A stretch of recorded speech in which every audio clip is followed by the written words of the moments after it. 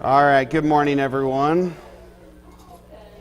Time for us to go ahead and get started. It's not on yet.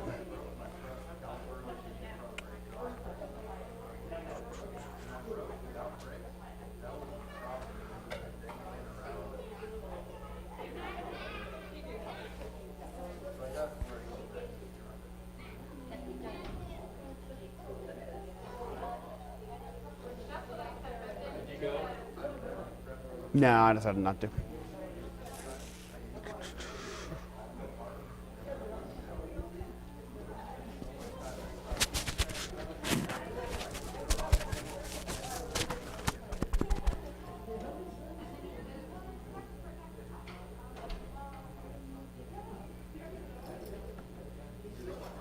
Good? Okay. Testing, testing. Can y'all hear me? No, cannot hear me yet. Testing, testing. The mic on here yet? Yeah. Y'all can't hear me in the back? Let me get this and I'll go that way. Well, we're getting started. There we go. I hear it now. Awesome. We're getting started. We are in Judges chapter 20.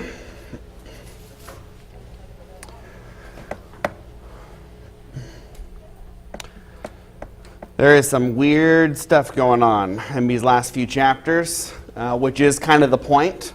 It is supposed to be messy. It is supposed to be sinful and evil, not in that that's what should be happening, but in the narrative, it is supposed to be giving you the idea that things are complicated and evil within the nation.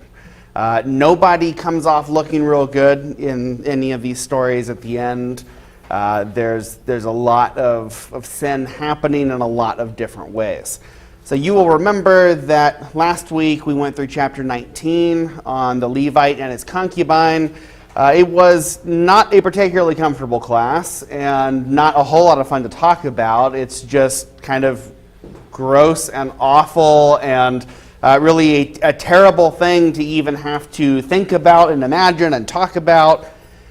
And now we get to chapter 20, where the Levite is calling his brethren to arms to right this wrong. And that does make sense, but the exact way that this happens is still very questionable. So we'll go through with that.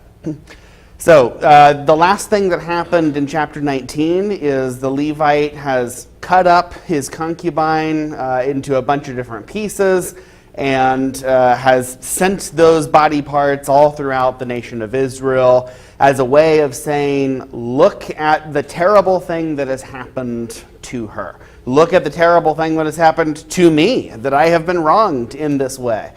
And it is trying to stir up the anger of the people.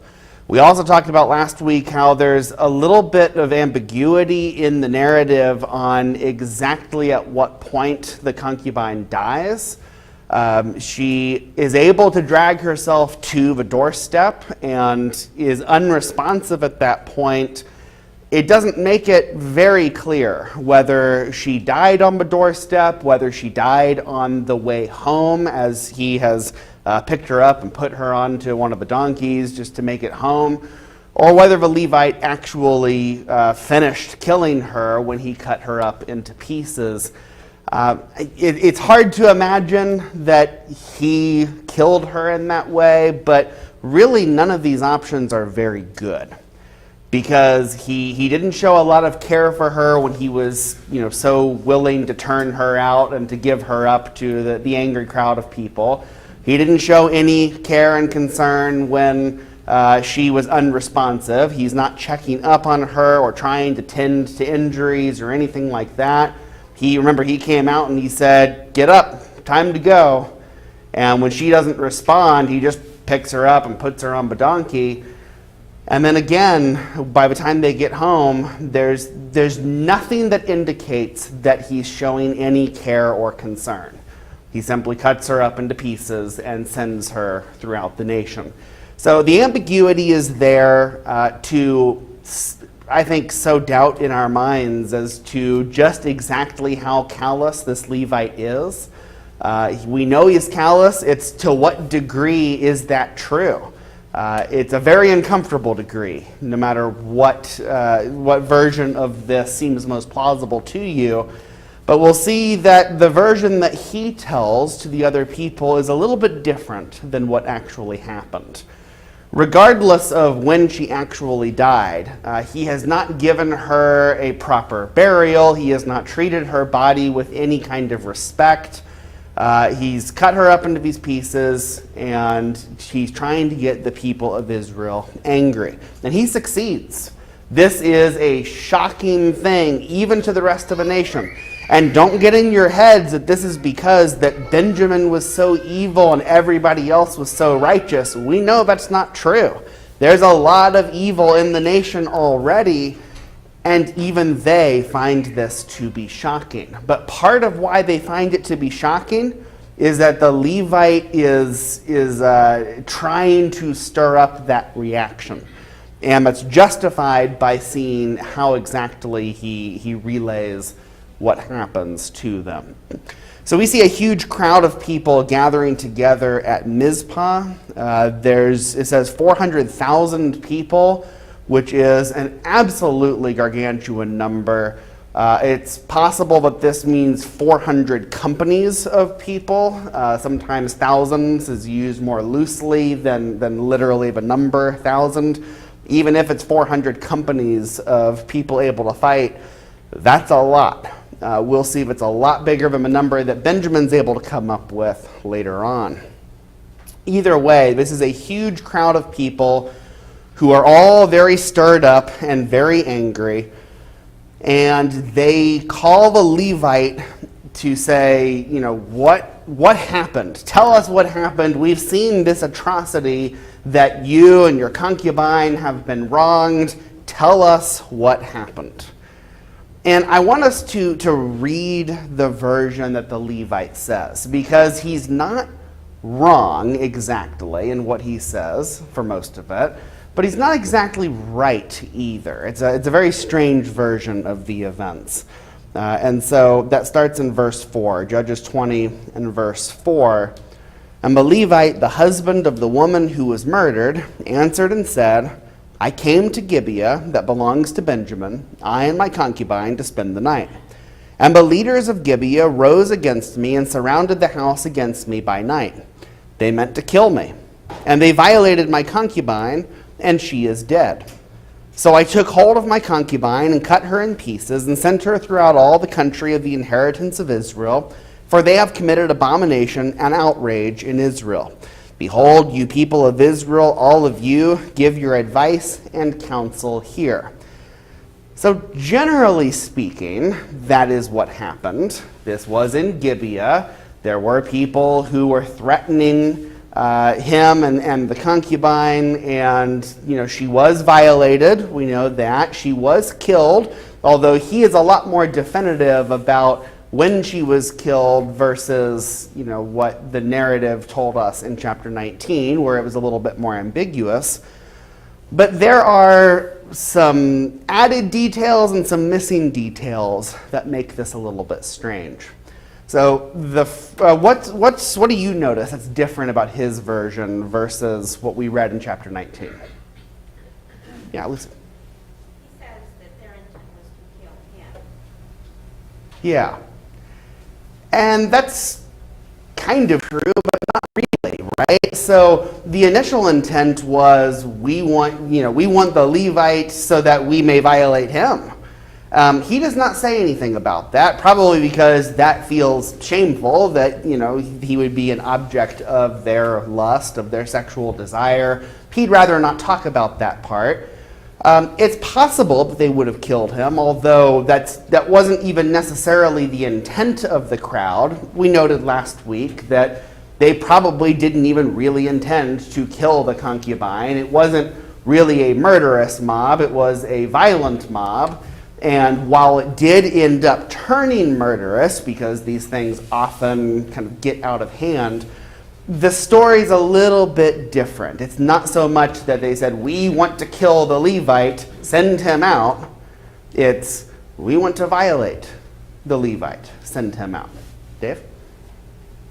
Yeah, that's a little different spin on the story. He didn't, first of all, know they're going to kill him. Possibly, probably. Right. I don't know. But they wanted, if you look back in 19, it says they send him out so we can know him. Right. Okay, so that's a simple thing there. But when he's failing to say, he says they killed him. He swore that they killed my concubine. Yeah. Well, no, you gave the concubine to him. Yeah. And the other guy's daughter. So Right. there's a big difference to me because it shows the callous disregard for his concubine. Like saying, here you go. Yeah. To protect himself. I don't know if that would have changed anything, but he did do it. Right. The callousness continues here because we don't see anything about how he kind of willingly gave up his concubine.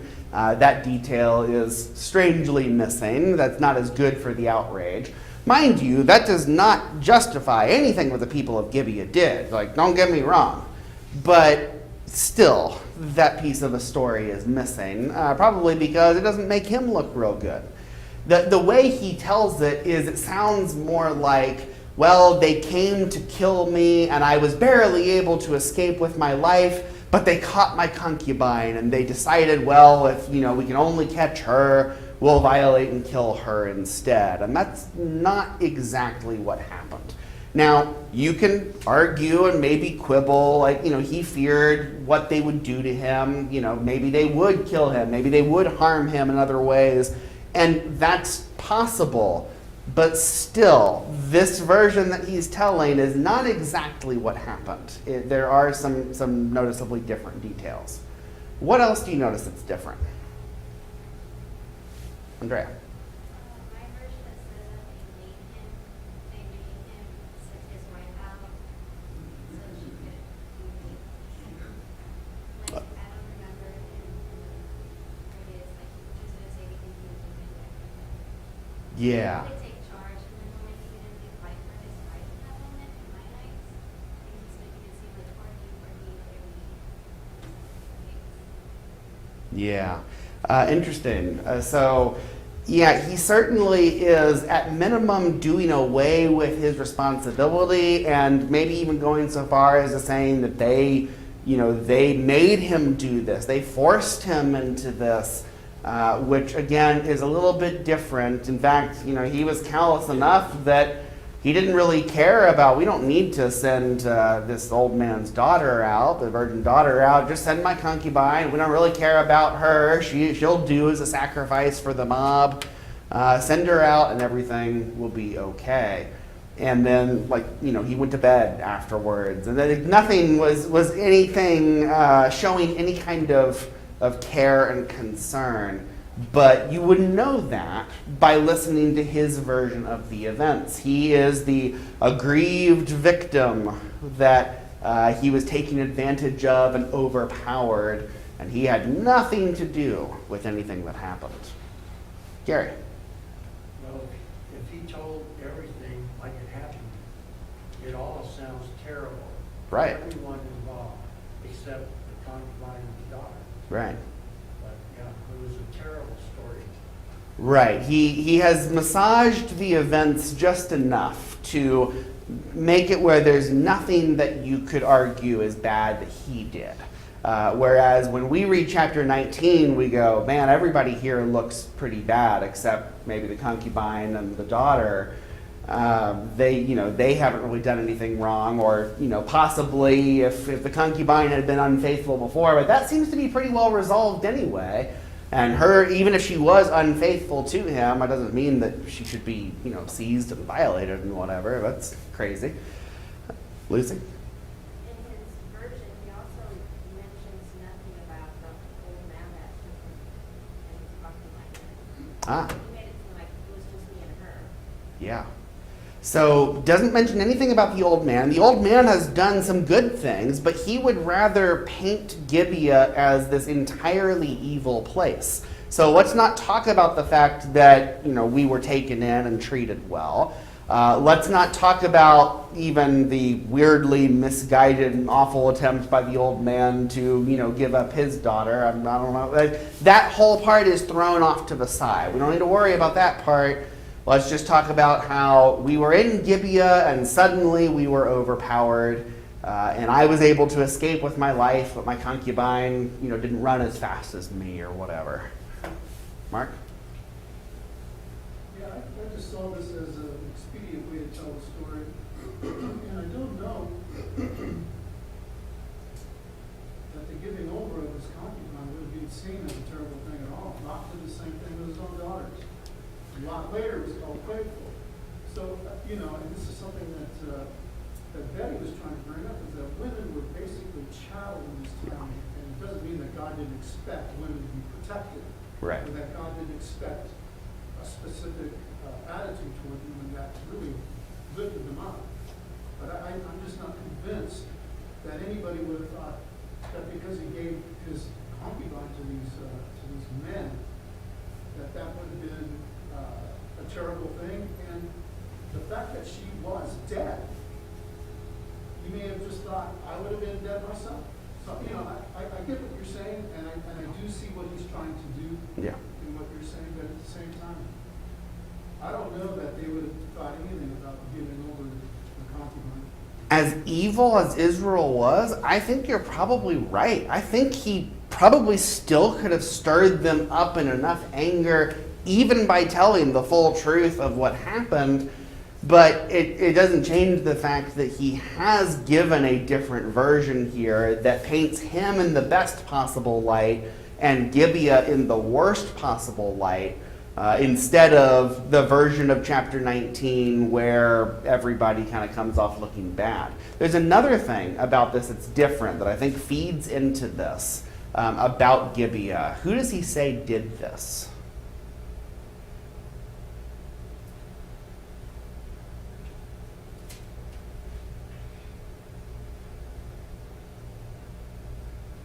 Yeah, Andrea. My version says The men of Gibeah. Yours says men, huh? Mine says leaders of Gibeah in verse 5. Interesting.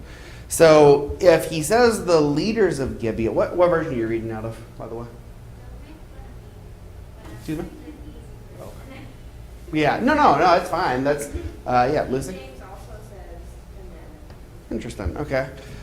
So in mine it says, the leaders of Gibeah rose against me and surrounded the house against me by night. Coleman says citizens. Citizens. Okay, so there seems to be some variation across the translations there of exactly who it is that's being that this action's being attributed to. Whereas in chapter 19, it just says certain men of Gibeah. So if he is trying to insinuate that this is a bigger problem in Gibeah than it even was, that this is the leaders of the city, these are the citizens of the city, rather than some lowlifes who have gathered to do this, then again, he's trying to paint Gibeah in the worst possible light and himself in the best possible light. Lucy? I was just thinking if it was the mob, they sometimes kind of lead. Your version could mean like the mob because they're the ones that were leading these behaviors, forcing these behaviors. Yeah. Yeah, absolutely. And we know how mobs work. You get some people stirred up, you get a few ringleaders who get things going, get it moving along, and then, it kind of spirals out of control. I'm looking at, CSB says citizens as well, which is interesting. So what is interesting about this is he's made no attempt when he was in Gibeah to ask for justice there. Remember that he went to Gibeah because these are our people. These are fellow Israelites. We don't want to go to that Jebusite city. We don't want to go to a place where there are foreigners. Let's go to where it's our own people who will treat us in the best possible way.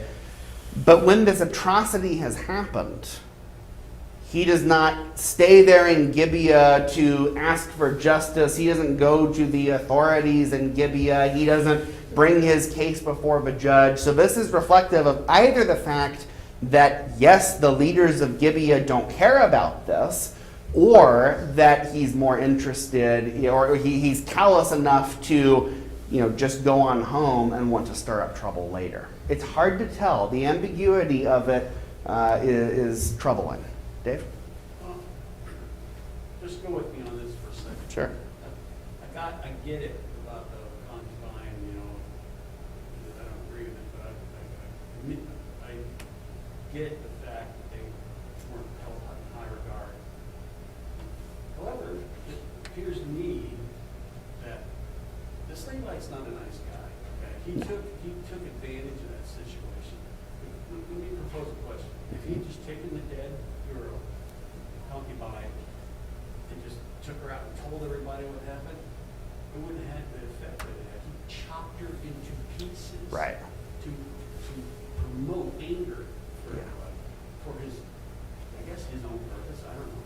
Remember, there's no kings in this land. There's no kings. Right. And in many other places, no king. God is king. There's no people following. There's not no people. There's most of those people, obviously, like these men in Gibeah, were not following God. They were doing this stuff. But I find it peculiar that it's not the same effect. If he hadn't taken just a whole dead girl and said, hey, look what they did to my concubine, it probably would have got all riled up. Yeah. But he chopped her to make it look more gruesome. Right. I don't understand what his purpose is other than angering. Maybe that's the purpose. That anger all tries there to go after Gideon. It's weird to me. Yeah, so he has, he has kind of mutilated her body in this way. And again, it's a little unclear whether he tells them that he's the one who did that, right? It's manipulative. He kind of says that, behold, she is dead, just sort of somehow she's ended up dead, and now he's sending her body parts around, but he doesn't say exactly what happened. He doesn't say that he's the one who did this. And so that at least leaves room for the assumption, well, the people of Gibeah did this. They were this cold-hearted. Tom? I think it's interesting how he doesn't call her his wife. Right. To me, that suggests a lack of empathy towards her. The fact that he was married, if he really cared about her well-being, that would express emotion and concern for her. So that kind of ties into what Dave is saying, that his purposes seem to be selfish. It's really not about, kind of mourning for his wife. Yeah. It's more about, taking care of his own revenge. Right, absolutely. And I'm now seeing in verse 6 that, yes, he does say that he is the one who cut her up and sent to kind of make this outrage there. But still, it's a strange action. The fact that he would do this is not the way that you're supposed to treat a corpse or treat a dead body. He has sent her throughout the nation. He's not calling her his wife. She is his concubine. That is the accurate term for what she is. But still, at what point in the narrative do you see him caring about her? It really doesn't exist anywhere in this. I Gary? just wanted to say a couple things. Yeah. I've never seen in the scriptures from God that women are to be mistreated. Right. In any way whatsoever. Right. Cultures can do certain things and people can get things in their head, Yeah. but God never said how women are to be mistreated. Right. Yeah, and that's, so like Mark was mentioning before, that, probably Israel wouldn't have been outraged at the fact that he gave his concubine up. I think he's right in that, but not because God was okay with it, because that was more of a cultural norm for them, that they would have viewed, well, yeah, I'll give up the concubine. She's not even a full wife anyway, just go ahead and give her up.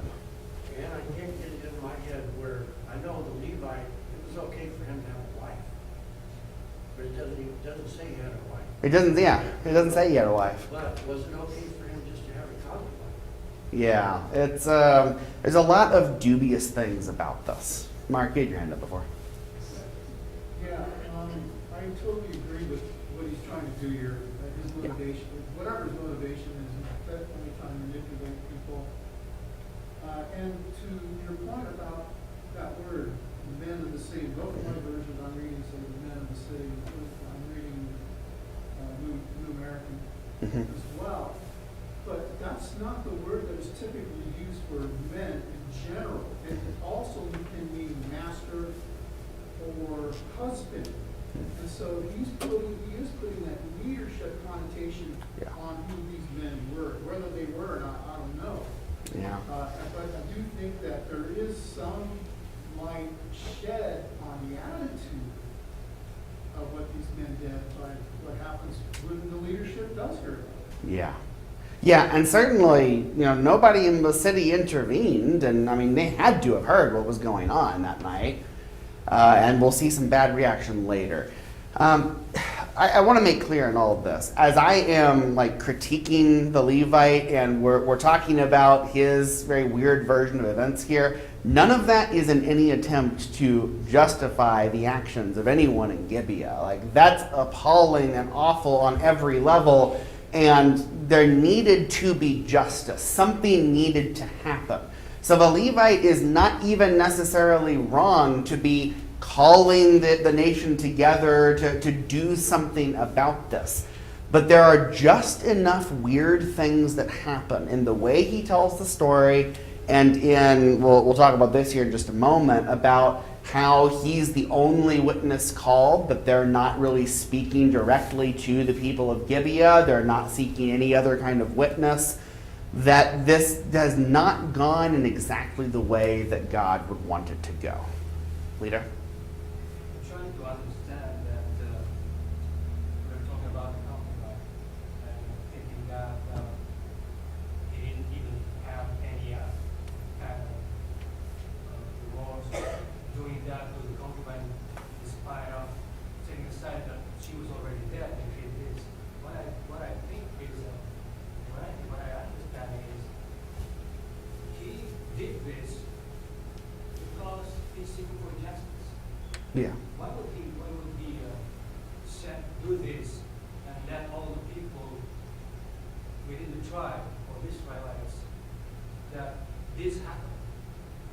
Yeah. So I think he was really seeking for justice of what the Benjamites did to him Yeah. and to his brothers. And besides, if we read verse 35, that's what we say, that the Lord led the Benjamites in defeat. Yeah.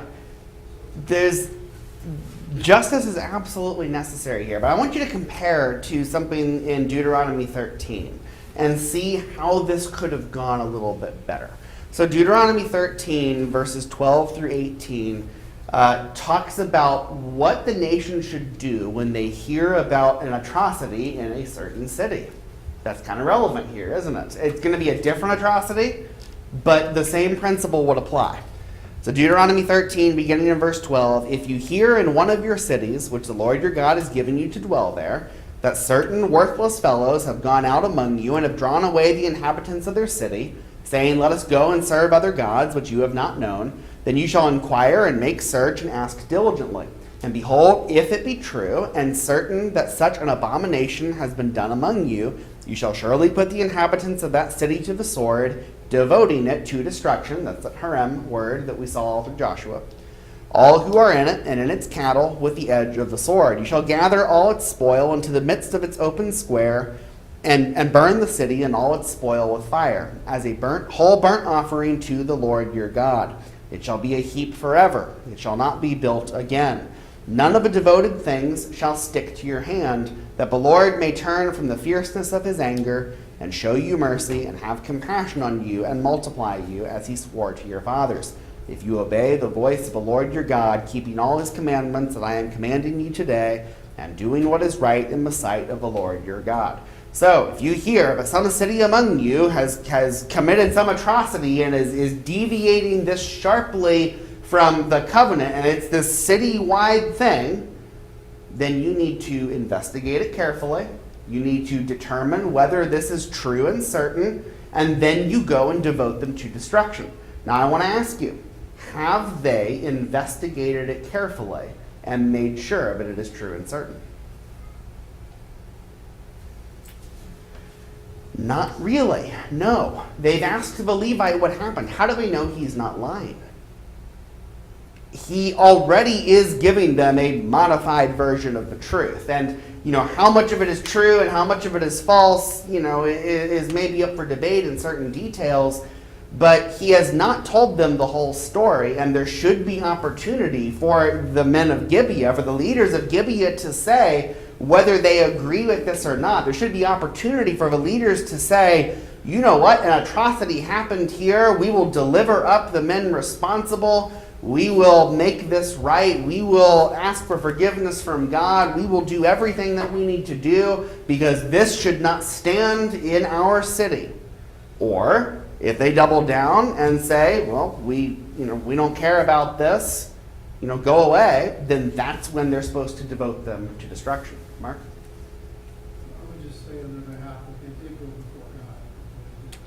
Before they go to war, they do go before God. Yeah.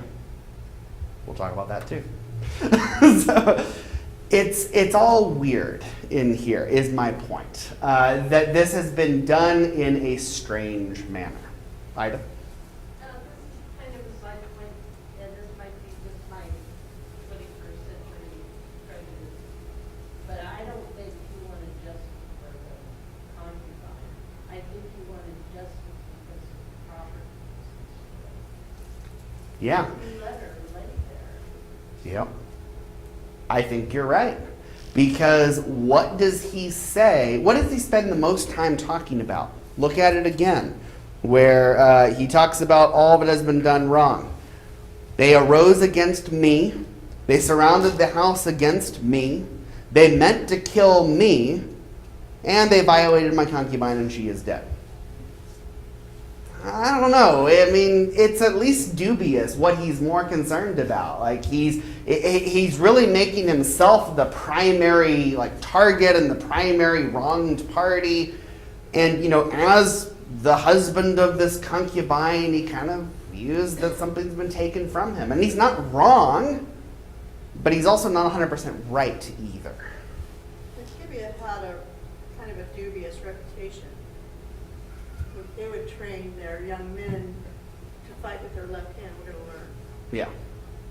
And Ehud came with this, and they taught them that so that they could be Yeah. battle ready all the time. So they were kind of a fighting group of people. Right. And what they did shows that they were indeed an evil group of people. Yeah. Right. So that their previous reputation wasn't helping the matter. So they may Yeah. not have felt the necessity to investigate it because they already knew the reputation. Yeah. Yeah, absolutely. Ida? Did Lisa just say that they were dubious because they prayed that they should fight with their left? Yeah. Mm-hmm. Okay, so I'm left-handed. And I kind of, there could have been a lot of people that had left-handed, that were left-handed. Yeah. So I don't know. Well, there was the old, the old prejudice that doing things with your left hand was the sinister way of doing it, was the underhanded way of doing things. Yeah. But that was also, a tactical advantage in battle too, of fighting with the unexpected hand, like we saw with Ehud. Like in baseball. Like in baseball. And it isn't saying that that isn't a natural occurrence, and Sure. a lot of people felt like they purposely trained them. Yeah. And it's still not a bad thing. For Sure. Ehud, it was not a bad thing. It was a Right. good thing. Because he was going against somebody who was a bad person. And I'm not going along that old prejudice of left-handed people Sure. at all. To most of the biblical narrative of things that people have said about it was absolutely a positive, and there was nothing wrong because it didn't matter. Yeah. Left hand or right hand, in the eyes of God, that didn't matter. But they had taken advantage of this, Yeah. maybe from noticing the difference in how they thought Yeah. actually train them. It's just something historically that Sure. people have written about. Yeah. So what we're seeing out of all this, and I think we need to be comfortable with this truth, I'm going to say, it is possible for somebody to be wronged, legitimately wronged, and to have a lot of evil that has been done against them, and for them still to have not reacted in the way that they should. I think that's the case with the Levite here. He has absolutely been wronged. The concubine certainly was wronged. But he did not conduct himself in the right way throughout the event and afterwards. This could have been done better, where there's not the dubious nature surrounding it. There's not the ambiguity of trying to paint himself in the best light and Gibeah in the worst light. There's enough of an outrage here where if he conducted himself well, then there still could be justice. But he's just, this dubious nature of the people is the kind of thing that we're seeing. Okay, Lauren? Kind of like you hit on this entire time of the story, where you're saying they could have done something better. They could have done something better every step of the way. Oh, yeah. Right? It's just the whole scenario is showcasing the chaos that occurs when you deviate from God's pattern. You know, that there's judicial and governmental chaos, and there's, you know, moral chaos, and there's sin, and that's, you know, everything all. It's just complete utter chaos. Yeah, absolutely. Destructive. Yeah. Let me try to move on here because I want to try to get a little deeper into this. So the people are angry. They have decided, yes, we need to judge. We need to not judge. We need to punish Gibeah. We need to punish Benjamin for doing this. Again, they've not asked the men of Gibeah anything about this. They've not asked for any other witnesses. They have decided this is what needs to happen. And so they send people all throughout the tribe of Benjamin saying, send out these perpetrators so that we can bring them to justice. They've not gone to the city directly. It's just sending all throughout the tribe. And Benjamin, to somewhat justify the Levites' response to them, Benjamin is very stubborn in this. They are not really seeking for justice. They are not seeking for righteous things to be done. And they refuse to give up these men. And in fact, they start preparing for battle. So this has escalated quite a bit. The Benjamites are digging in their heels. There's not going to be justice. They are proving that even if the Levite was not telling the whole truth, it is becoming the truth, at least this part about how everyone's involved, because Gibeah and Benjamin have gotten very stubborn, very evil, and are going to resist. So Benjamin is able to muster 26,000 men. And again, you have the same thing with the 400,000 we saw before. That might mean 26 companies. Either way, 26 is a lot smaller than 400. So 26 companies versus 400 companies, or 26,000 versus 400,000. That's very lopsided. That the other 11 tribes have been able to come up with a much larger fighting force, as you would somewhat expect.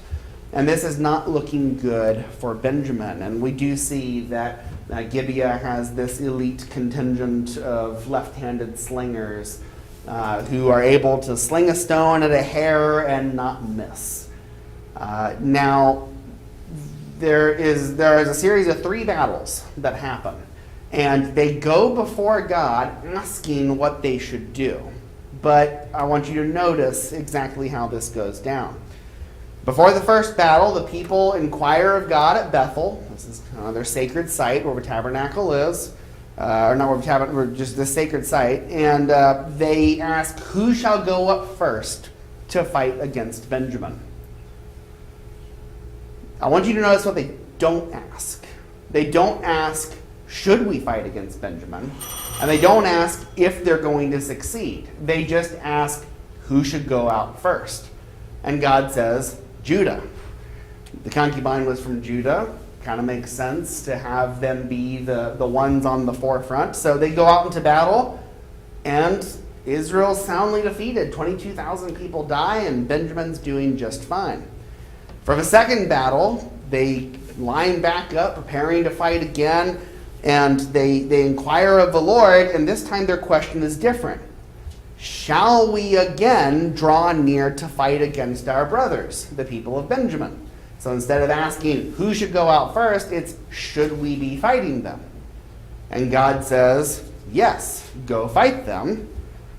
And they are still again defeated, but not quite as badly as before. This time only 18,000 people die. So now before the third battle, they go up to Bethel again. They weep and they fast and they inquire of God. And they say, should we go into battle again or should we cease? You see more and more doubt in the way that they're inquiring of God. And now God says, go into battle and I will give you the victory. So they prepare an ambush. They attack Benjamin. They pretend to flee like they did before. And Benjamin's drawn out into this ambush where a hard battle begins. So I think what we should take from all of this is God is recognizing that there's a lot of evil happening all around, and he's not real happy with any of them at the moment. If this is the case of the 11 tribes are pure and righteous and doing what they should do, well then they just would have had immediate victory. But they don't. They have 2 losses first because God recognizes that they are not responding in the best way. They've not handled this as they should. And so they have the 2 losses, and when they are humbled enough to ask, should we stop? Is this not what you want us to do? God also recognizes that Benjamin is being very stubborn and evil, and they need to be punished too. So the end result of all this is a lot of people die all over, in all 12 tribes. A lot of people die. And this is a sign of God being angry with all of them. And the Levite is completely gone from this story by this point. We won't ever hear from him again. He's stirred them up to anger, and now he has disappeared. And we see some bad things happening with just how divided they are and just how evil they have become. So only 600 men of Benjamin are able to escape. 25,000 plus people die. And a lot has happened to Benjamin now. They've lost a lot of fighting men. They've lost a lot of their men even. So we see them, these 11 tribes, very persistently chasing down the Benjamites. They're going to kill as many as they possibly can. They're going to burn lots of their cities to the ground. And they kill their animals. They are enacting Harem against them, which is, again, kind of justified by Deuteronomy 13. But they hadn't quite taken all the necessary steps before that either. And 2 things that I want you to note about this. One, we haven't seen this kind of persistence in battle from Israel in a long time. Like, they used to be this good at battling against God's enemies. In Joshua, they had some great victories like this, and then they ran out of steam. They started saying things like, we can't do this, we can't win, we can't drive out these people. And there are still people that God has devoted to destruction who have not been eliminated. But Israel doesn't care about that. Now, when it's fighting against their own brothers, they've got this persistence again. That's not really a great sign to see out of them. And secondly, I want you to note how divided the nation looks right now. Truly, there is no king in Israel at this time. Not only that God is not really being respected as their leader, but they need to be unified as a group, not just a confederation of tribes that are loosely working together, but a nation that is tied together much more strongly. So a lot has happened there. Nobody's come off looking real good. But Benjamin has been judged. Indirectly, the 11 tribes have been judged as well for the way that they did not do this in the best possible way. So a lot of people have died, and that puts Israel in a vulnerable position before their enemies, as they've spent a lot of time killing each other when there are others around them who are looking for a chance to attack Israel. Next week, I'm not going to be here. I'll be out of town preaching a meeting up in Indio. And so next week, somebody else is doing class. I'm not actually sure who that is yet. But and you'll be finishing up Judges. So you got chapter 21 and whatever concluding thoughts you go through there. And we will be ready to start 1 Samuel when I return the following week. So thank you.